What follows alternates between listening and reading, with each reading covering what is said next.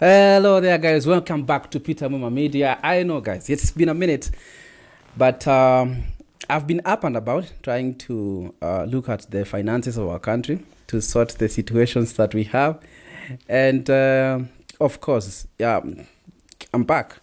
And what a way to bounce back, because a lot has happened since we were talking. The president went to US, come back, and is now not here. Well, hey, President, we just love you. Regardless, we have a lot of love, admiration for you. But I can just come with money.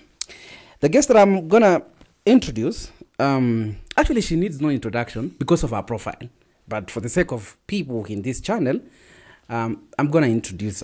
She is one Priscillah Wawira. Murithi. First of all, you tell me, have I gotten it right? Yeah, you have gotten it right, but it's taking too long. No, I was like, I know Wawira. Sasa Wawira, I mean, you know, this name. Why not Wawira? I could have asked you why, but you're not the one who named yourself. Yeah, but I have a bit of it because we have Merus who are called Waweru. So people think I'm a Meru. But so wait. So are you a Meru or not? No, I'm not.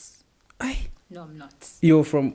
I'm from Kirinyaga. Kirinyaga. But the weirdest part, I've never been there. This is tunaitwa unazaliwa jina ambayo Ushago, but you don't know even where the Ushago is.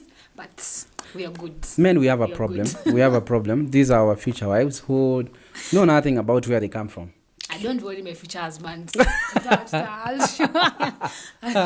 Oh my God! Don't worry. Did you just say that? Yeah, don't worry. No, don't worry. Please be worried. Husband to be? Where is my camera? Husband to be? You better have to be worried because. No, don't listen to him. Kindly don't. Just focus on me. You know, I'll take you. Focus on me. Oh my God, Priscillah Wawira. Yes. Murithi. So, do you know anything about? Because I know there's power in the name. Yeah. Do you know anything about your name? Yes, I know. Like Wawira, it has the power. It is mwakazi, a person who's working. Wamajobes. So are you that type of person? Yes, I am. I am very hardworking. Very hardworking. Very hardworking. Yeah. Very. So the name goes by. It says hardworking. So yeah, future husband, hardworking. Tick your box. You may vote, Chapo. I'm also interested in the race now. I'm like, okay, welcome to the broadcast on this 4th day of the month, 2024. Accuse Merry Christmas, officially. I mean, the way days are running. It's Tuesday. Nimesikia kuna a lot of things about Tuesday. Sijui kuna, acha nisiseme for the sake of, hey, acha nisiseme what happens on Tuesday. Kenyans on X, you guys, we have terrific Tuesday. So welcome to the broadcast. She does of course we will talk a bit about yourself, but just in a nutshell, she's in one of the representatives for Redcross, and you guys have been doing an amazing job owing to the fact that we had serious floods in our country. Yeah. And you didn't turn up like you're big time, more than even sometimes the government. And it's funny how such non-government organizations are the one taking care of Kenyans who pay taxes to the government, and then they don't want to do their part. But anyway, just all that thought, I just want people to know who is Priscillah, because like we have interacted behind the cameras, and you're fantastic, with a touch of humor. Let me give you plaudits, with, of course, a good sense of fashion, style. Meanza kublash. Fashion. Tick, mark that, underline, fashion. Yeah. A TikToker. Yeah, pale TikTok yana ziada. Usidanganye. Oh, by faith. But tutafika huko by the. Yeah, good communication skills student. A student of life who I feel I've known you for some good, not so long, but some good time to say some things about you. Amazing personality, go-getter, all those things. So, yeah, give you credit for that. Before we know this Priscillah, who is 29 years old. What? I meant 19. Sorry, I meant 19. No problem. No, I meant 19. So, I meant 19. Women, why don't you tell us your real age, though? I mean, why is it so hard? Have you asked me about my age? No, I am feeling if I ask you, okay, how old is Priscilla? I'm 26. Ah, I just turned the other day. okay. Yes. Is the first girl in this century.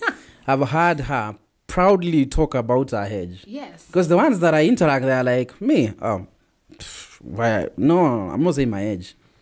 I'm not saying my age. They don't even say, oh, I am 22 or 24 years old. No, I'm 24 years young. They don't want to get old. No. Why don't you want to get old? I mean, people are scared of getting old, by the way. Yeah, even me actually, sometimes I'm like, I'm almost getting to the 30. I'm almost. And the way how the years are flying, like, just like yesterday you were 2023. Yeah. Now you're almost going to 2025. Merry Christmas, officially. Exactly. Now you see, like, years are flying, but age. We will talk. We will talk. Yeah, we'll talk about that. We'll Age is talk just a about. number. We'll talk about what you would have wanted to be with at 26, whether you've achieved it or not. Wow. Yeah, get the answer. Everybody's like that, by the way. Yeah, I feel everybody's like that. I want us to go back in the days, because I think I've shared in this channel about my past and the way I feel. Maybe our past sometimes can encourage somebody. Like, mtu akisikia tu story yako, I'm like, yeah, Peter, you passed through that and you're here now. I can also do it. So, I want to know how your upbringing was like for, let's start with primary, because that's where it all begins. Like, it doesn't go wrong. It starts wrong, actually. How was it? Because for me, I think I've told my hands, I used to school in a school where my own mother was a teacher there. So I used to be beaten home and away. Your mother was a teacher.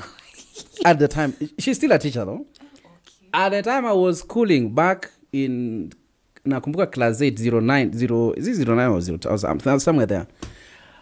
Nilikuwa nafanya jesma ya nyumbani na ya shule. You know the way you have jesma. I don't know, have you ever done jesma or something? Maybe the kids of this generation don't do jesma. There's an exam that was called jesma. It was in numbers, jesma 1 2 3 4. Then it used to go with seasons. So I could do jesma for like the school version, then I do home version. All right? Because I'm from a family of 3. I have 2 sisters and I'm the only guy. Shout out to the people who are only men in their family. The pressure is real. You feel me, right? Yeah. So my mother could not take the risk that this boy can never fail to succeed. So whatever it takes. And you see that time, discipline was through beating. What I will talk to you. Sijui nini hakuna, I will talk to you. But for me, what I can say, the upbringing before and the current one, I think for me, I'll pick the current one. You pick the current one? Yes, because, you know, back then, you could not even tell your mom that you have done something or there's something going on, you're unable to tell her because you're scared. So put it perspective, how was Priscilla now? Did you talk to your mom? Did you ever maybe you're passing through something like mom? Nah, me, I never spoke about what I was going through. I never told my mom. I'll just like, I don't know. I knew how to manage it or navigate it through it because... In primary? Yeah, in primary school. Priscilla? Yes. In primary? Yes. Oh. In primary school, you know those behaviors of people gossiping, fighting because of a boyfriend or something because of a boy. But me back then, I don't know. Maybe ni Mungu. I knew how to handle those things because anything to do with gossiping, shoo. I never listened to those. You never listen to gossip? No, I don't. You even till date. And you're a woman. Tell me someone just said this. No way. Oh, that said that. Wait. Never. Just hold on. Yes. Unanipeleka mbio sana. You'd never like gossiping. You don't listen to gossip. No, I don't. You're a lady. Yes. Okay. I don't. Okay. All right. Laughable. It's true. It's just difficult because it's very... Okay, take me back. So your primary, you used to maneuver any situation. Yes. Of course, you had some challenges growing up as a young girl. Yes, I have challenges because I remember I never told my mom, but well, is it class 8 or class 7? There was a guy, but he passed. May his soul rest in peace. So that guy in school, like the whole school knew that we were dating with that guy. and you had other girls who are interested in that guy. But me personally, we're not even dating. It's because that we are vibing. The girl was interested. No, you are dating. Stop telling us. No. What do you have to? Friend zoning. At that time, No. there was no like something like Basically, if you are talking, you're having a thing in primary. No. If you are talking, if you say hi to a girl, Because that's how it used to be. that you see. If you say hi to a girl, different from ours. no. If you say hi to a girl, and you're in class 7 or 8, you're seeing them. Anyway, proceed. So that's what students could see. Then it came a point where I don't know what happened. A lady told the guy something that I said. I cannot even remember what that girl said about me saying about that guy in school. So it became a very huge thing. Even the guy wanted to fight me. Yeah? Yes. The one now? To fight me. Mr. Lover? Yeah. He wanted to fight me because of a very weird story she was told by a girl or something. But for me, because of how I was raised and how I know how to handle my things, I will never even concentrated. Say, that's how you are told, you want to fight me? Well and good. So it was intense. Even I was scared to go home after school. Because I'm like, Naenda kupigwa. Something when I don't know. So do you remember what you were fighting for? I don't know. Because I don't even remember the girl. Aliambia what he told the guy that I said in school. And so were you having a thing? Okay, maybe you're you're not having a thing. No, you as Priscilla. Yes. Did you look at this dude and you're like, no. Fine, No, Homo sapien. Fine, young man. Fine. No. So that was part of your challenges, one of the many challenges that you faced, and you could not open to your mom because of the distance and the typical African mothers. Let me put it that way. Yeah. Okay. And another one was bullying, but I never said it. You remember in school, in our school, it came a point where we were told by the deputy principal, that came in a very weird way in at the assembly, when you're closing to school. And then he just came there and said, all ladies, kindly, when you open the school, take your hair to the bush. So he meant, kinyozi. Mkirudi, nyote, munatoshana, munafanana. Primary teachers, they have their way of just embarrassing you. So for me, I was like, with my beautiful long hair. You used to keep long hair? Yes. In primary?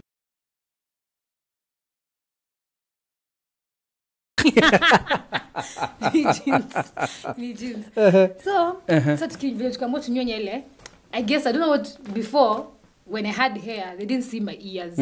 But when I shaved, my ears came a problem. But I'm proud. Maski yangu ni kubwa, yes, but I'm good. No, you're good. But now, trust me, girl, you're good. Why you coming to me? Masikio marefu. And to make the matter worse, ni wanaume, vijana wa class. Na sasa tuko class just 6 ama 4 ama 5. Ati hata nikienda home, I'm like, mbona unanifuata? Ati masikio yako ni marefu. I'm like, why you following me? Kujua alikuwa anafuata masikio though. Even me I'm wondering, unafuata masikio unanifuata. Sasa nikituma, when my mother could send me to the shop, I was really, really scared. I didn't want to meet those guys kwa mtaa because we're in the same area. So nikituma dukani, I'm like, oh my goodness. I don't tell my mom I don't want to go, but because I'm scared, anaweza mwambia sieni alafu niuze mbona nitaki kuenda. And then anaanza kusema kijana, oh my friend, utafuatwa na coffee kwa huko. Wakilishi utatembelewa proper. So I was really scared, but when I went to high school, blah blah blah, I met those guys. I'm like, they're like, hi, Priscilla. No. Hi. So, What made you show us things? Where? Just hold on before to engage. When you TikTok challenge, yeah. Ni Lucy, ama ni Lucy. Ati, when Lucy had money. I don't know if it's Lucy or who. My friend, I've seen the TikTok challenge. Yes. People putting their old faces and then the current ones. I did not see that coming, to be honest. Before to high school, I think happened. Hell broke loose for me. In primary, I was not so problematic, but I remember my worst was kupigoma on the way, of course. That is one of the major highlights. Sasa pili, ingine tu, I had no biro. It's class 4 or something. So class teacher akanipiga vibaya na kaniambia endea kwa mama yako. Sawa? Si mama yangu ni mwalimu. So I went to my mom crying, a small boy with innocence, ka short, to viatu, nini socks. I used to be very decent actually. So I went to my mom, and mom, nimetumwa kwako because you're my mother and I don't have a pen. My mother, being the typical African mother, umetumwa kwangu mimi ni mwalimu, lala. She came me and told me, endea kwa mama yako. Kalamu. Me, I'm your teacher. Sasa mama yako ako nyumbani. So you can imagine, you have been told by your class teacher to go and take a pen from your mother after being caned terribly, of course, 20 strokes. And then your mother canes you because she's a teacher and now sends you to the mother. And you are my mother. So I'm like, okay. Do we have to pass through this? So long story short, I never went back to school that day. So I just went home and told my mom, if you don't want me to be your son, just tell me. Mm-hmm. Yeah. But shout out to all. Shout out to all mothers. All my African mothers. Africa. Up to date, we have a very close relationship with her. She molded me to be the man I am today. But mom. Same here, same. Yeah. Kwanza nimekumbuka. Another one. You know that these teachers, me, I wonder, in primary school. Mm-hmm. Like I remember I was a class prefect. Oh, so okay. the class, even she was not even the class teacher. I know she was a social studies teacher or something. Mm-hmm. I was the class prefect. Mm-hmm. So I don't know, she disliked me. I didn't understand where the hate was coming from. Mm-hmm. So there was a time our class was making a lot of noise. And then I'm in that class. Mm-hmm. So she passed, and then she came in and found us making noise. And she was like, why are you guys making noise? Where's your class prefect? I stood and just my hand. One and only. One and only. Yours truly. Me, yours truly, Priscillah Wawira, prefect. I stood. And you know what she said? Even she didn't even say or comment or say what people making noise. She didn't even say anything like that. She said, from now on, you're no longer the class prefect. Abdul Simama, you're the class prefect. And that's how... Abdul akawekwa bahali yake. Kakuwa prefect. And I was demoted from being the class prefect. So just like that. Just like that. I was like... We had such teachers like that because I also remember my maths teacher alikuwa anakuja anakufunza hesabu. Mimi naelewa hesabu, jirani yangu haelewi. So you used to if your neighbor does not know, it's your problem. And you became terrible because your neighbor does not know. So he could pass. So I asked my neighbor, so do you know this mathematics? Because if you don't know, I am the one who is in problem. And somehow he knew the people who understands mathematics. So they will not ask you. They will ask your neighbor. If their neighbor doesn't know. But hey, manze. But if I may ask you, Peter, the academics of the primary school and the private school. How can you, like, which one would you prefer? No, still not private because at the end of the day, I believe the way a person is molded depends on how that person will be for the rest of their life. I tend to believe in private, we have welcomed a lot of, how do I call it? Like, there is no much trouble. There is a lot of kudekezwa sana, if I can use that word. And basically the parents, they know their rights, and the kids, they know their rights as well. That's the problem. We never used to know any right. Like, our rights were, we were just disenfranchised. Like, we had nothing to complain about in our areas of learning at primary level. So for private, even today, for me, I will prefer, of course, I will prefer, times have changed. Today, maybe I will consider taking my child to a decent school and all that. But in the terms of molding that kid, I think the model of if you do a mistake, it has to be corrected. However it is corrected, must be corrected, not talking. Don't just say, oh, you know, things happen, but they should not happen repetitively because you keep your stories, they keep repeating, it becomes a habit. Then habit transits to the other next phase of your life. And you grow up, man with beards, and, you know, you're still making the same mistakes because nobody corrected you in the days back. So that's my take. My take is totally different. Totally different.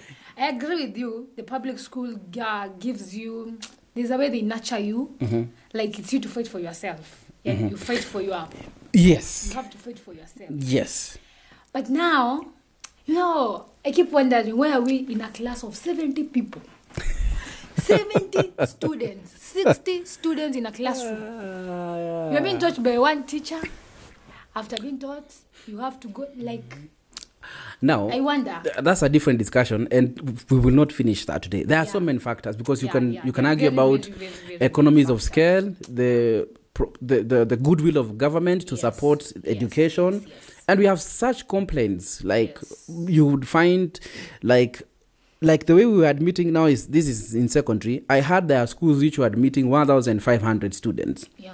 And you find that is distributed around 10 streams. So roughly a class has 150. And the way I know high school, and going to have a discussion about high school life, that's not fair. Chances of even somebody learning something substantive is very dismal. Yes. Because there are backbenchers there who doesn't care about whatever the teacher is talking about. Yeah. In the context of private meeting the expectations of the student as a learner. Correct. Yes. True. In the modeling part, I think the belt is a bit tightened, but not the way the public also will do it. Don't send me to my mother who canes me and send me to another person who is supposed to be the same person and is my mother. So, no, not that extreme. That was quite extreme. But of course, I must take my fair share of blame. I was also somehow problematic. No, you see, you're the only boy here and your mother is here. I mean, those feeling.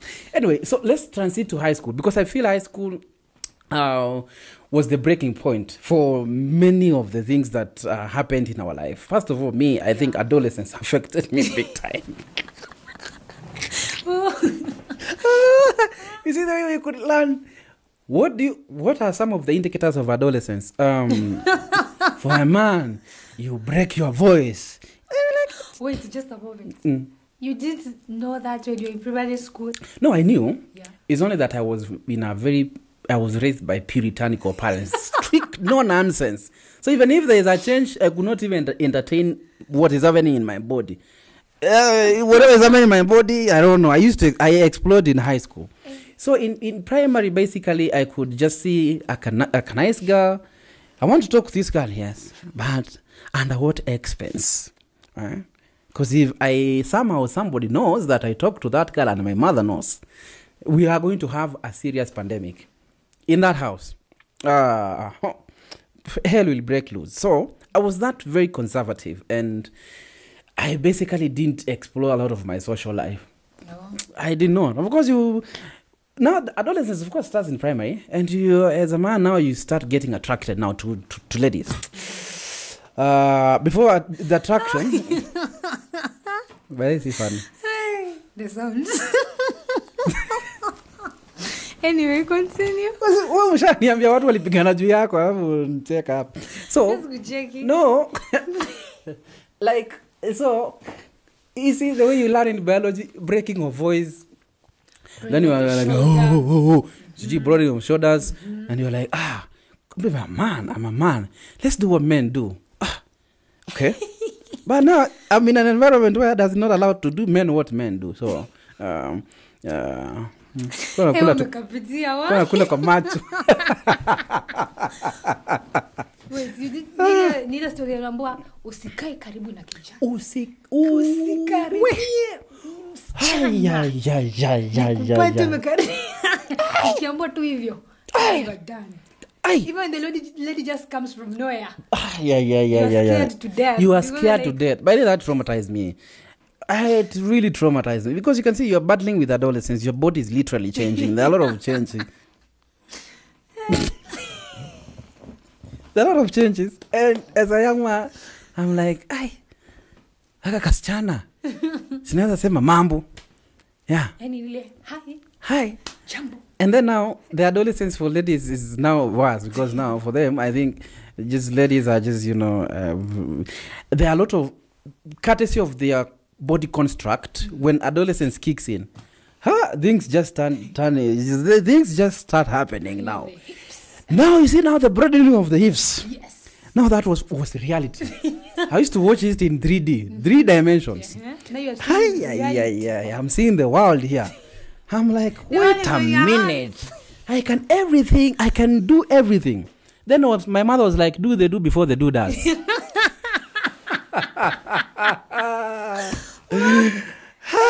Your parents. But in class 8, shout out. But in class 8 though, I also showed some guards. Yeah, I was like, siwezi toka hapa bure. Siwezi toka hapa bure. Them girls that we used to start together, all of them have kids now anyway, so we can talk about them. That bonds. But it's a good thing. I think my transition from, being a boy to a man, the adolescence for me, it affected really big time. Skip the adolescence. I want to know your adolescence. No, I want to know, how was it, the shift for you? I mean, the time you realized my body is growing, how did you talk to somebody about it? How was the experience for you? Now for me, my experience, I guess mine is, it all started from primary school. Mm-hmm. Yeah. Like, sijui mimi ndio niko weird. I don't know. But when I notice the changes, like, it's okay. Mm-hmm. It's okay. But when there's this time, I don't know, hii inafaa ikuwe ni girl talk. No problem. Tuongee, si pia mimi girl. Oh my god. So when I started my MPs, I was in class, is it class 6 or 7? There. I'm not sure of which class, but up. So, nile tu mekaa chini kuuliza, na kwani ni mama kujikojolea? What's not happening? That's It's a very bad experience. I ran all the way to Najua washroom za chupa wapi. Manzeli kwa like 200 meters, 300 meters. A kilometer from the classes. Washroom iko. Anze. Hey. Kadem kameisha, kamekimbia. What's not happening? So I ran to the washroom. And then I was shocked. I was like, okay. So what am I supposed to do? So did you know what was that? Yeah, I knew what it was, but I didn't know what to do. Wait, how did you... So you had this discussion before though? Yeah, in science. Oh, all right. Okay, in science. Okay, all right. How okay. you girl unaanza kugoni. So yes, I knew what it was, but I didn't know what I'm supposed to do. Certainly you are not prepared. Yes, I was not prepared. Okay. Ilikuja tu off guard. Mimi niliona hivyo hata sikurudi class. Nilivaa tu skirt yangu. Nilitoka tu washroom. Nilichungulia gate ndo ile. I left. Vanished. Disappeared. And I went home. So when I went home, my mom, obviously she's not there. She's at work. Nikapata neighbor wangu ako hapo. She's a lady.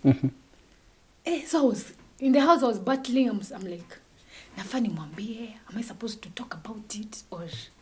So I'm like, I'm so scared because I don't know what to do. And at that moment, I don't know who to reach out to. Yeah. And the only person who's there is that lady. But I don't know how to approach her. I know that's... In which manner. Yeah. You'll go... You're just confused. Nowadays, like, hi, this and this. So he was just like, this person is older than you don't know what to say. So I went. Nikamwambia mom, ni kama maibezi niko, nikuja na sijui nifanye nini. She told me, okay, don't worry. She gave me a pad. And the weirdest thing, she didn't show me how I'm supposed to put it on my pants. So she told me just chukua, utekelea tu kwa pants hivyo, and then maisha iendelee. Wow. So I'm like, yes, nimepewa, nimeambiwa nafaa ikelewe, and then nivae. The funniest thing, I wish I ningekuwa niyo pad nifanye experiment. Sawa. Well, okay. So that was memorable. It has wings. Yeah. So when you... Okay. I don't know. Yeah. Let me put it that way. It's not bad to say that you know. It's not bad. Wait, I have It's not bad. I will be someone to men association. Men are supposed to be taken for classes. Okay, all right. Okay, fine. Wait, okay. My future husband, hope you are watching. Mimi zangu utakuwa nitengenezea unanifanyia hapo. Nikiamka tu nikuchukua kuvaa na kulala. Hope you're watching. That's just by the way. So, okay. It has wings. Yeah. And the other on the other side behind it has a sticker. So when you place it on the pants, and then you unclose it with the wings for it to attach with the pants. So me I did the other way around. Saidi ya nyuma hii iko na gum liko juu. Wow. Saidi inafaa ikuwe inashikilia what is happening iko under the pants. And I just placed it the way it was na nikavaa confidently. So I was like, it's still passing through to my pants. What is not happening? Unashinda nini inaendelea hapa? Yani mbona bado si what's not happening? So later when my mom came, I told her about it. And first of all, she laughed at me. Oh, because of how I did this, like mimi nilimwambia tu madhali nipatia, mimi akanielezea nafanye kile hivi venilekelea, mimi nikekelea na nikaenda. So she showed me that how I'm supposed to put it to avoid messing. Yeah, that's how my adolescence was, but mine started in primary school. So even about boys relationships, I knew it was in primary school. My ladies and gentlemen, officially talking to bad guys. Talking to a bad guy. No, in a good way. No, it's okay, fine. You good? Yes, you first thing. Learn from your environment, your classmates. Like me, I learned from, my mother didn't tell me to catch chini hapa, unajua, vijana, sijui nini. Which mother will do? Guys, no one have discussion with doing that. But never. For me, the school I went, the environment, people talking about their relationship, and unajua ile tabia yenye. People are talking about their things wako tu hapo. Na hakuna yako hata moja unachangia. You're talking about you are not. You're just there listening, nodding, how they're being heartbroken by their guys, and they're in primary school. But me, I love it how I learned relationship in primary school. If I didn't learn it from primary school, oh God. In high school, things will have done south. Yeah? Things will have gone terribly south. So you used to, now in high school, so Priscilla, who is already a girl who knows whatever is happening in her body, she has met men. So do you go to high school where you will, was it mixed or was it? Yeah, it was mixed, but ladies, you are boarding, guys are going. Oh, guys are going. Yes. So mlikuwa mnaenda wanaume, wana nini alafu wanaenda home? Ati wanatufanya? Si mnasoma nao? Tunasoma nao. That's what I'm talking about. The funniest thing with our school, we didn't care about the boys in our school. Because when we went to funky, we care about the others who are funky. When you are done there, when you come to school, you're like, oh bro, kufiti. Vienyeji, wamekuja tu chuo. Wewe kufiti, nice. There is nothing. We can't have discussion past that. Walikuwa wenye wako rada, wako wanajemelea. What I saw in our school, ladies we preferred guys from other schools. No, tuko tunaishi pamoja Monday to Friday, Saturday, Sunday. Bumper to bumper. Tuko hapa wewe tu hapa tu. So, sasa mwenye 20 funky tuko tu na nyinyi. Skule sikuma kila siku. Yes. Funky kifika. We forget about you and then we think about the other ones. When we are done we come back, oh, you're good. And now we're back to the normal. So you never had like serious relationships with people who are learning with you? Because I tend to believe that if you continuously stay with those people in the same environment, surely at some point you develop some emotional attachments. And at some point I got myself into Was it the first? Mom, if you're watching social. No, I mean, these things happen. Yeah, but it was Form 3, Form 4 But from Form 1, Form 2, yeah, I knew he was interested, but play hard to get. Ladies. Yes, ladies play hard to get. They'll still come for you. So you play hard to get, but you already know this one. Hata ukizunguka zunguko piga laps wapi. You still come back. I know ni hapa tu. Oh my God! Did you just say but that? But I knew it when we Form 1, Form 2 because we had most of discussions talking at each other because mimi nimelelewa Coast. So in that school we only 2 people from Coast region. Dija, Priscilla. So, Priscilla Dija. Priscilla Dija, mwambaje. Fatuma, sina la kuamba. Tuendelee basi. Unajua sasa unanifurahisha sana wewe mtoto wewe. Unanifurahisha sana yani. Kama mambo yetu tumenyamaza tu mtu azizungumza kama unajua kuzungumza hivi. Usitekwe. Utatekwa na maneno. Siwezi tekwa kwa sababu mimi mwenyewe nimeishi Mombasa pia. Nimeishi pale Makupa Police Station mzai kafanya kazi. Nimeishi Makupa. Miaka mingapi? 10 na kwa sababu tukilelewa wakati shule ya utotoni mzazi kafanya kazi huko. Mpaka kidato cha 3 tulikuwa naenda huko. Nilikuwa naenda huko. Hapa juu hii. Nilikuwa naenda tunaenda beach, vijana wa beach tumetembea nao kule, wasichana tumepika mahamri. Wamenipikia kuna naiba hapo fulani jamani. Unaelewa mbona nilijua relationships mapema. Lakini kama umekulia Mombasa wewe basi wewe ni hatari kwa usalama. Wewe ni hatari kwa usalama. Mahali wasichana bana si mchezo. Mahaba wanakupa ndindindi. Pale wanakupa wewe. Wanakupa huyu atakupa huyu. Haya basi mwenye mchumba naye kuoa basi. Bibi yako akapikwa. Let's switch. Unajua kuna watu wakiona nikizungumza na pita hiyo yako. Mimi nimekaa huko. So anyway, so your first boy, is it in form 4 now? First boy in high school. Tulikuwa primary we were. Yes. So your first guy was in primary? Yeah. The one that you fought with almost No, fought? not that one. Okay. Si huyo. Huyo ni mwenye enda kwa interested. Me I was not. But there was another one. But he was not from my school. Yes. Nile tu ile mambo poa. Nile unajua vile ukiwa adugu mnafanyanga hivi. Nauma kidole anasema, "Wa, nachora Mount Kenya." Ushachora? Nachora Kenya flag hapo. Mchora? Ama umechorewa? Nimechora. Sasa kataa. Yeah, nilichora. But with the confidence right now. Dare me. This is direct wrong to wire. your eyes. This is wrong wire. Yani direct to the people. You know the people. Apple. So the first one in primary. Yeah, he was from another school. But pia ni venye tulikuwa ile tu mchezo watoto. Tunajua tuko in the same neighborhood. So we want each other. Cha baba cha mama. Tunatakana lakini tutakani. Nakutaka lakini tutaki. Yani tunazungushana tu hapo. Like we don't know if we want each other or we don't. So that's what we were playing both of us had to get. But maybe in class 7 or 8. Yeah. Oh wow. Yeah, class 7.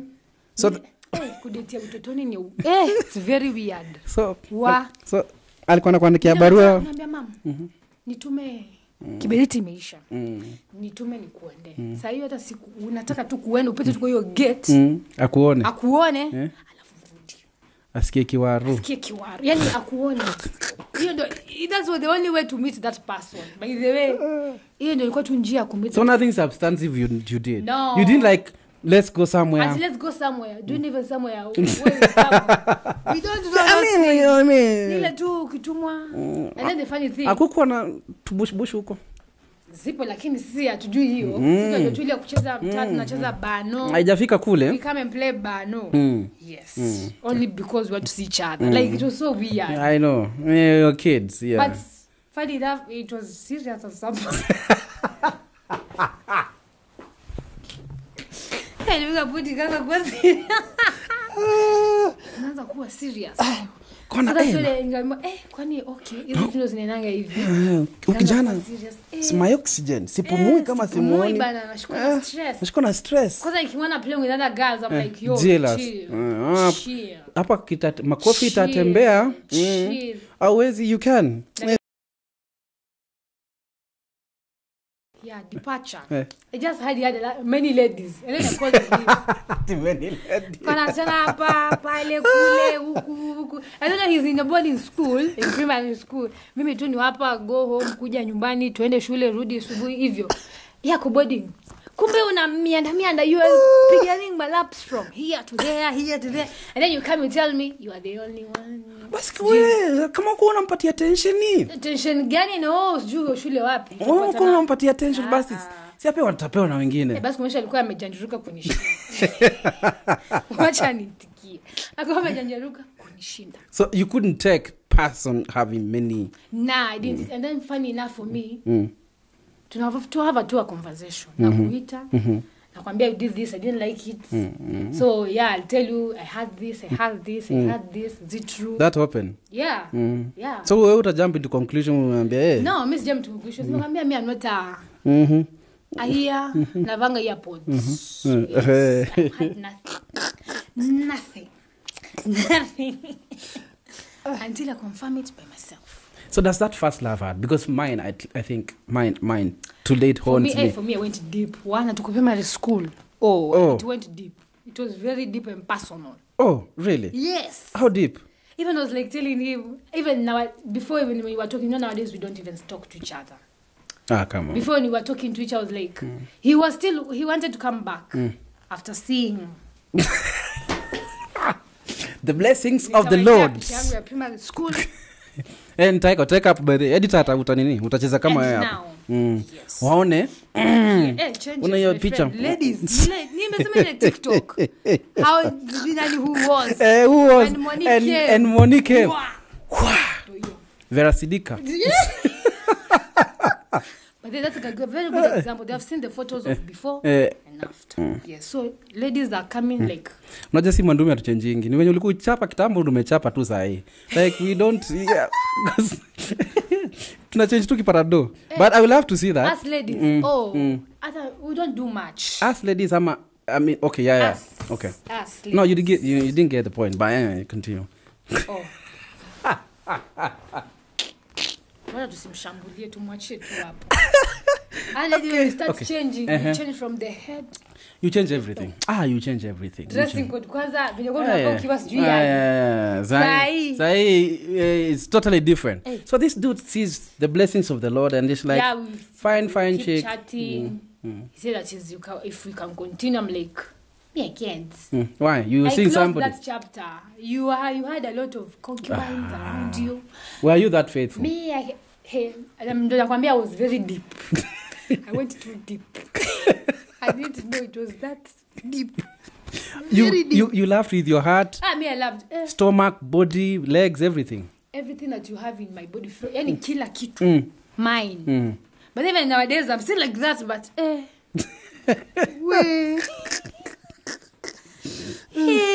don't laugh too much. Now it's like, now I'm doing the vice versa. No, you're supposed to be me, how I was. Yes. Oh, okay. Yeah. Sai, siwezi. Ladies, if you're watching this, it's a wrap. It's a wrap.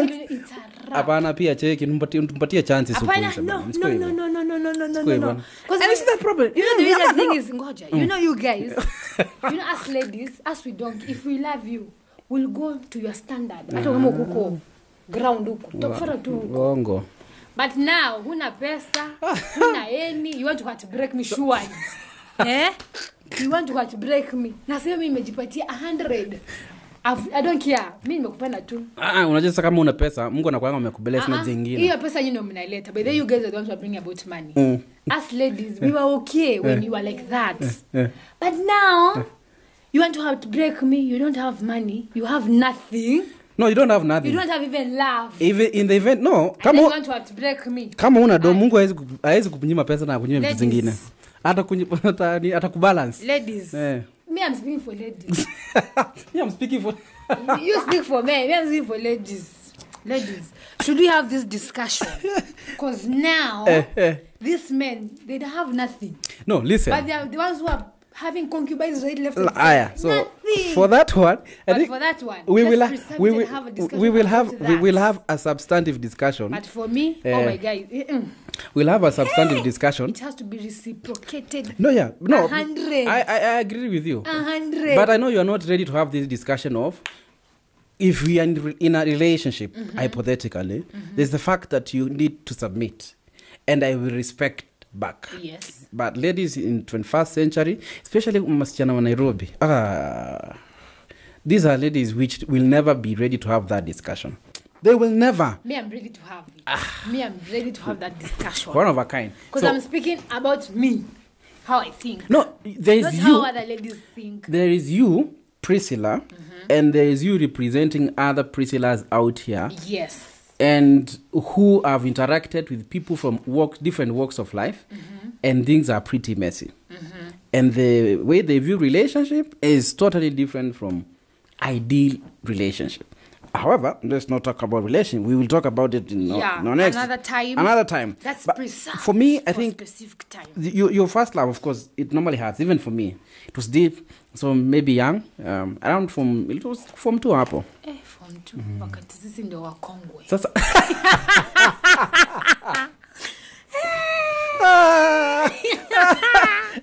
ulikuwa mababu, wewe ulikuwa bazo. Mimi nilikuwa ni babu sasa hiyo nikueleza. What are you saying? Umegraduate. Umeatbreakiwa hata wewe zilia. Unalia hata sasa hiyo hata kile kwa relationship at that moment. At that time. Kueleza okay, all right. Okay, all right. Like okay, all right. Like okay. So you got used to men. Like they just can't lie to you anymore because it appears like you are telling me like men used to lie to you. Not lying. The good thing is they were not lying. Because we'll have a discussion, they could say the truth, you know. And for me now, I could not take that because if that's how you're doing it means if I'm not there, they're going to do the same thing, you know. But I was a child. I didn't know tunakwanga wengi. I just knew it's me and me alone. Oh my God. But now they are an adult I am right now. So unajua panga foleni hivi. Even today you still know that mnaweza kuwa wengi even to now. Yeah, right now like my mind now is like najua ni mimi, yes, but I know tunaweza kuwa tuko wengi. But I'm not focused with the others. What are you offering me? Then another thing, you know now we have a lot of diseases. You get, we have a lot of diseases around. So we decide. Kuna magonjwa mpaka ya kuku. Yeah. If you're trying to move around like that, move from one page to another one to, my friend, are you not even scared? I mean. Are you not afraid? They don't even care. Even me, I'm very choosy. They don't care. Thank God. We will get to your current lifestyle as of now. But I mean, like, I just wanted to do a recap of now the high school, the whole high school thing. Yeah. Like studying with boys. Did it affect your academic side? Because for me, at some point, I finished in a mixed school. I started on a boys' school. And to some extent, I could not just register the idea that I could learn with girls sitting. Because now, I opened, venye zo kikaziwa, unafunguka sasa. So nilikuja, sasa mimi nikafungua turbo pia. Was here. Una change kama? Yes. Sio hivyo. Sio hivyo. Sikuwa selfish. Sikuwa selfish. So unawaongelesha tu. Wako pale. Unawaongelesha. Yeah, but there was one who stood out. A small, pretty girl.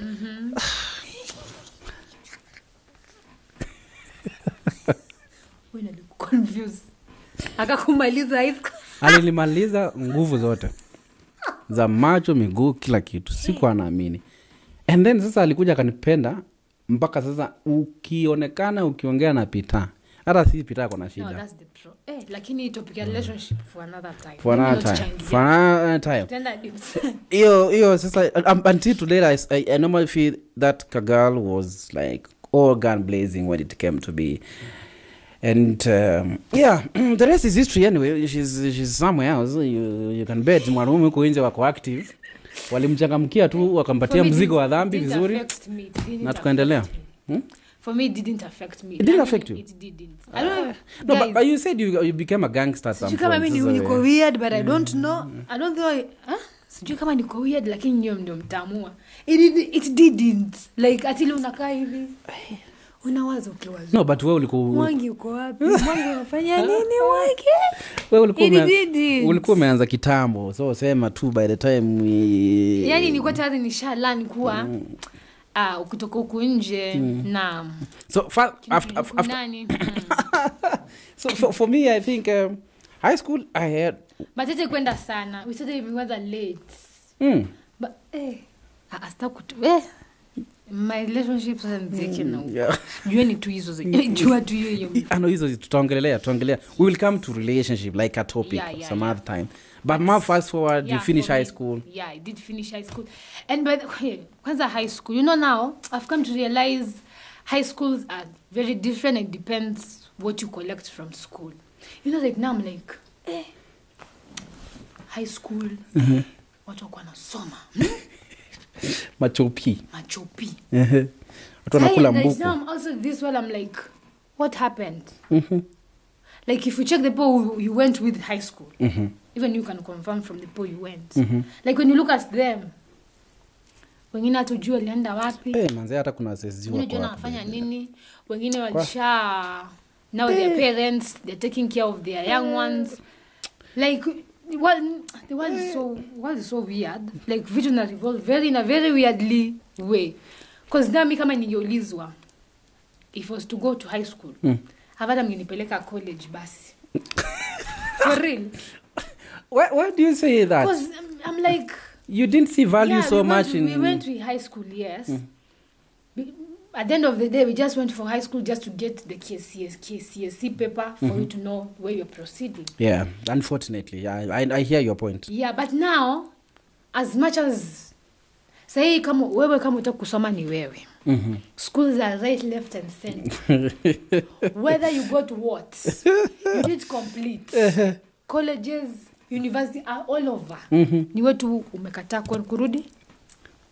Because if you go to these schools, you tell them, I went to this school, this is what I got. They'll tell you the way forward, how you are going to start from here until you get what you want. Correct. As long as you are focused. Correct. Yeah, focus is very important. As long as you are focused, you can, yani schools are all over. Not ujipeleke there, you explain to them what you did in high school, what you got. They'll tell you how to go about it until you get what you want. But meaning ulizwa, in high school I've been to college, hiyo miaka 4. So miaka 4 tu ilipita tu kani. Because I'm like, you know, now the things that we are doing like right now, hata mwingine sasa anakuja kuji-identify, kumbe you get, because in school you're not exposed to such things. I know. You know, you didn't know what you are doing. Ulikuwa tumemwona mwalimu hapo, wewe lazima uperform. Alafu kama uperform, Yesu unakunja mkia juu sasa. Hauna say. You have nothing to say because like sasa unatuambia nini na vile unapatanga grade yako ni ile huko. Usipo perform high school. But lakini walimu high school you guys not in a bad way, but no, me is you traumatize. You do traumatize. Me, I have problem with high school teachers. You do traumatize. So, tell us the reality. For me, I loved one teacher in high school that I was. I loved one teacher. His name is Mr. Ruor. He was our English teacher. I loved that teacher. Why do English teachers just click with people? Because me I loved him because of only one thing. He told us the reality of how things are outside. And he always talked about discipline. Discipline. Even he didn't commend us what he hold because of fails due what he didn't care about that. Yes, he cared, yes. But he didn't come to class to come to somea or doing. He just told how things are out here and how to go about it. And they want to prepare mindset psychologically that out here things are like this. Things are like this. So it's you to decide what you want. Me, I took you seriously, sir. Yes, I took you seriously. I took your words. Because right now I'm seeing things, I'm like, what? Oh my God. Okay. Things are different. All right. But me, I would wish high school teachers could tell people how reality things are out here. Mi kwanza there's one teacher. Ilikuwa ni tata. Kuna mwalimu mmoja hata tulikumia nilikuwa nikimwona tu napata goosebumps, nikimwona shua. Nikimwona mbio. Unahepa? Ninahepa because we were told sisi tusome tukienda kampo maisha starehe nini wasichana, so like okay, so I'm like all right. This seems to be like a good place, but reality hapo unakuja unapata kuna freedom, but whatever you do there it's you to know it's you to know what you're doing. But fast forward, because I want us to wind up the discussion. Yes. So after high school umeingia kwa life. Life inakupiga left, right and center. Inakunyorosha proper. Now do you feel like the things that you did after high school were worth doing? Like they are. Because when I completed high school, the weird thing, I didn't know what I wanted to do. Since form 1 mpaka form 4. What do you want to do? Unasema tu ile kusema lakini I want to be a pilot. You want to do what? Unasema tu for the sake of saying it, but in your mind there's nothing portraying that what you want to do. Me, I want to be an engineer. Like you're just there. Me, I was just there. I didn't know what I wanted to do. Ukisema we wanted to be an engineer. I'm a pilot. Hiyo nikiwa KG2 huko. I'll show you a picture and I'm saying when I grow up. I have that photo. When I grow up. But when I went to high school, I was being asked, what do you want to do? What do you want to do? So you basically didn't know what. I don't know if I'm weird, but ni sawa. No, it's good. I didn't know what I wanted to do because like I'm like vitu zimejaa teacher, nurse, whatever. Nakiangalia. Grade pale kidogo. Mwalimu kidogo hiyo. Sijui daktari kidogo. As in hata ziambatani. Ati mass communications, sijui communication whatever. Ndio lakini hatujui. I don't know. So I was like, okay, completed. No, what I did now, because I didn't know what I wanted to do, so I decided wacha hii mwaka. Acha nikae tu nje kwanza nione venye dunia inaenda. Acha kule maisha. Sema ulikula life. You got married. So I decided to join Redcross to volunteer at Redcross. And that was the best decision that I made. Yeah. It was the best decision that I made because if you are young youth out there, you don't know what to do. Join Red or any other NGO that you think you can join to just volunteer. You'll get this. You'll understand the reason why I'm saying is the best thing. So you volunteered at Redcross? Yes, I volunteered at Redcross, volunteered there. You know, Sayo, you are Form 4, umemaliza Form 4. You have nothing. Yeah. You have no sijui, you have done nothing. Hakuna hiyo, sijui nini. You have done plumbing, sijui. You don't have. Yeah, just joined there. What is being brought, I pick it and we move. Sijui fanya hivi, do this. Kasonge kakienda. Yeah, because now you're trying to identify yourself where you can fit in. So I did that. 1 year, I did that. Hey. After 1 year, the other year, hey. Kona inaweza, okay. I'm like, okay. And I was not even complaining. And now my mom was like, nikupate, umekaa kwa nyumba, utaniambia unafanya nini? Ni pesa hakuna, ni fare hauna, fare nitakulipia kwenda. Bora tu mimi sikuone hapa. Wewe endo you are nuisance. If there's nothing, there's a point I was like, mbona hakuna activities huku? Tell my mama I'm going just wasting my time there. I want to stay at home. Nikuone. Nikupate. So I just go there. If there's nothing to do, I just sit there, go around asking the people, finance, receptionist, whatever, cleaners. Even I could clean, sweep the whole compound the whole day, and then go home because there's nothing to do. There are no programs.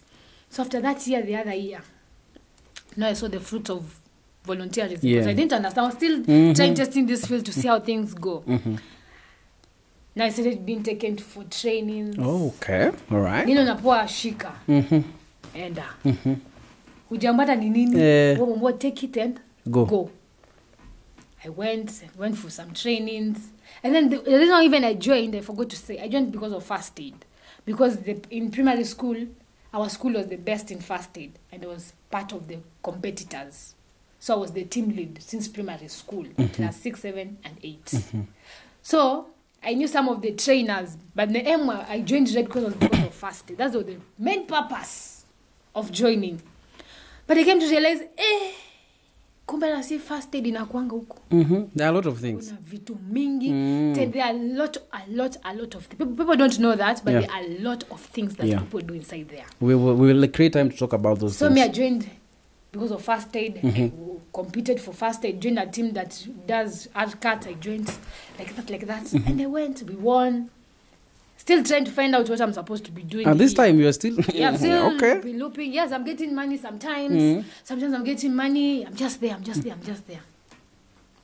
Then I continued. I said, this is a good place. Let me continue volunteering because it's very interesting. As I figure out what really you want to do. Which course do I want to do? Then I went during Corona. I was supposed to come for school. Corona Kamaliza kila kitu. Came, I still joined again Redcross. We did activities during Corona. After Corona ilisha 2022. No, 2022 bado kulikuwa na discussions and nini, but ilikuwa ilishaisha. Then now I decided, since I love taking photos. I love taking photos of myself and photos of areas and taking short videos. At that time I need to edit, but nile tu nafanya lakini ni mzuri lakini hujui kama kitu naweza fanya. So I decided to do photography. I did it for 8 months or 6-7 months. I did photography. So nikamaliza photography. So I was like, sasa hii photography ndio kufanyia nini? Naenda wapi? Yes, I've done it, yes. Where am I going to practice the photography? Because now, because of certificate, I don't know where to go with the photography. So my mom is like, nilisomea course. Inakusaidia na nini? I was like, man, don't worry. Things will open up. Things will open up. I'll find a place of doing it.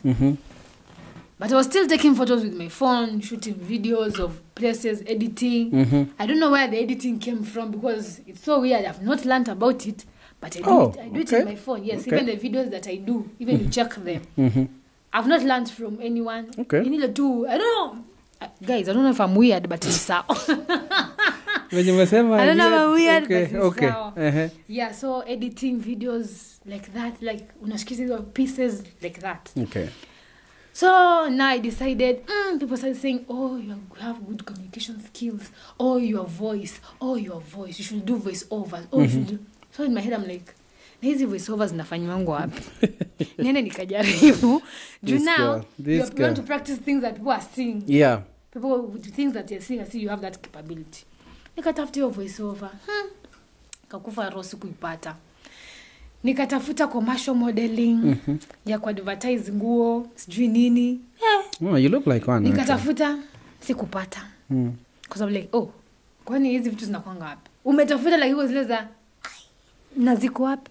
Paka leo by the way sijazipata. Yes, sijazipata.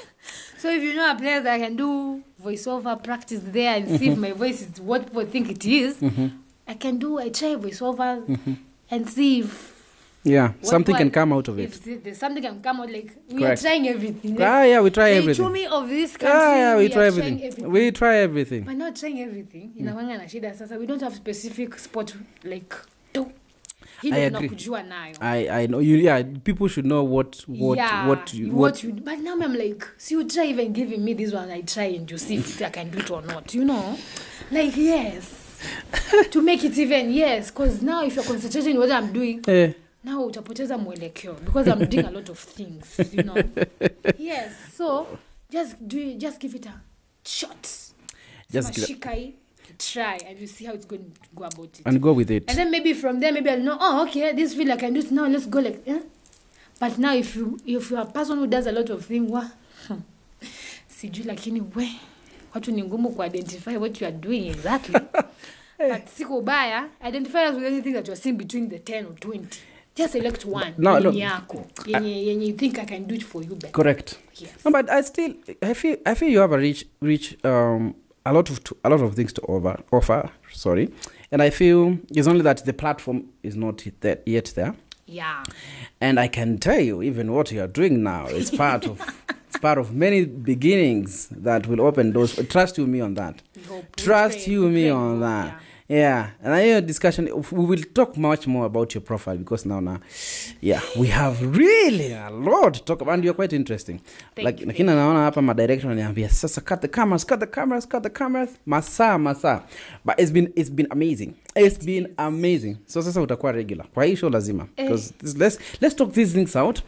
And like I said, you talk and people are looking at what you're saying. Maybe there's somebody who has picked something from you today, like the fact you've said the power of volunteering. Yes. And now you're in Redcross and you guys are doing an amazing job. Yeah. What about a student who is finishing school and they don't know what to do? Yeah. You need to start. That's actually where it starts.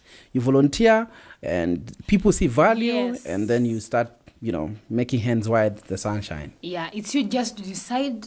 If you want to volunteer and you have a purpose and you know what you want. Because these NGOs have a lot of things for you to explore. It's you to decide if you want to volunteer or not. NGOs are a lot. Not specifically Red Cross, but you can try other NGOs. But welcome any NGO that is offering voluntary service. Kindly visit and see how things are being done around there. If it's not for you, then it was not your cup of tea. Yeah. And it cannot be everyone's cup of tea. So, if you think it can be a cup of tea, you just go and try it out, and you'll see the other way. Because I know most of us, we're like, I've completed school, I don't know where to go, or NGOs are there. Just tell them to volunteer, and from there, as you prepare yourself to go to school, my friend, you need to go to school. I've said earlier, shule zimejaa. It's you to go and explain to yourself, to the school, what you want and why you want it. Correct. That's it. You need to go focused. Just be focused. It's a good ending point. It's a good ending point. Mdahalo tumeuzungumza kwa mapana na marefu. Mpenzi mtazamaji, ni furaha yetu iliyoje kukua na wewe katika mtandao wangu wa Kitanda Burudi, tuweze kuweka mambo paruanza, kwa sababu mimi na wewe sisi sote tuko na jukumu la kujenga taifa. Naam. Unajua watu hawajui Kiswahili bana. Kiswahili tunakiboroga hapa nje. Kiswahili ni ile tu. Ni sawa, tunakuelewa. Lakini tutazungumza kuhusu mahusiano na mahaba, kwa sababu nimeona uko na uvundo two topics. Relationships and how, like, if you're a person who does a lot of things, like you're not talented, but ukishika hii, you do the best. Correct. When you get this, you give it the best. Like even yourself to identify what you can do best, it's very hard. Hata kama pia, if you think you're a person who can come and tell us how we can go about it, kindly reach out. So that's I know we have a lot of people who have such challenges. Yeah. And if you have someone who's an expertise in that area of how to tell someone to identify the specific thing that they need to do, just kindly reach out, because we are suffering. we are suffering. We are suffering. Yeah. We are suffering. Yeah. There is what you have said as we end the discussion is quite pertinent, relevant, and people are passing through hell. Let me put that way, because I feel that's the case. I was just listening to a story. A police officer shot 2 police officers and shot himself, and that is just one of the many examples that we have been subjected to in the recent past. And many young people trying to make decisions which are very questionable, they are young, and you hear what they are talking and what they are deciding is definitely very wanting, and they need proper guidance. Yeah, decision making is difficult. Very difficult. If you have multiple things that you know you're good at, it's very difficult to come up with a decision of selecting one of them. Wow. Yes. Ending point. Sasa basi tuweze kumalizia hapo kwa sasa. Naam. Tumeweka mambo paruanja, tukazungumza kwa mapana na marefu. Ndi. Na kwa mapana kwa marefu. Yeah. But if you say a word and you didn't intend to say it, don't panic.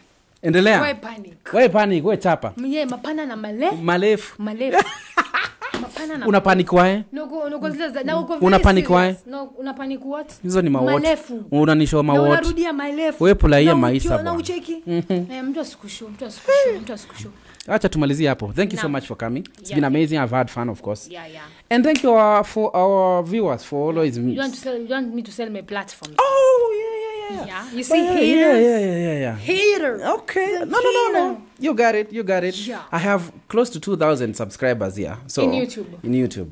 So, Sasa, talk to my people. Yeah, Peter's people, kindly don't forget to subscribe, like, comment. If you need more of this, kindly comment. Yeah. Because we'll make them more and more, and also involve other people. Correct. Yes. And also in my pages, I have Instagram. My name is Priscillah Wawira. TikTok, Priscillah Wawira. TikTok ni mbili, but moja ni yenye kona. Ukiona tu yenye kona likes. Sina likes nyingi sana, but tunajaribu. We are trying. You are trying. And pale you have to fun. Dancing. Not specially, just specialize in dancing. Utaona them things huko. Dancing. Utaona them things. Yeah, just get to TikTok and check on those pages, like, and reach out to watu wapita msituangushe. Manzi. Yeah. Tag there down, comment if you need more of this, and we'll avail ourselves. Yeah, thank you, Peter. Of course. What a nice ending point. Thank you so much, guys. It's been amazing. Make sure you subscribe if you have not done so far already. You hit the like button and you subscribe and you comment. Let me know your comment in the comment section. Adios, muchachos. Mina walombo tov. Kama dawa. I do this one more time. Toodles. Adios. Yeah. Asante sana. Tumefly.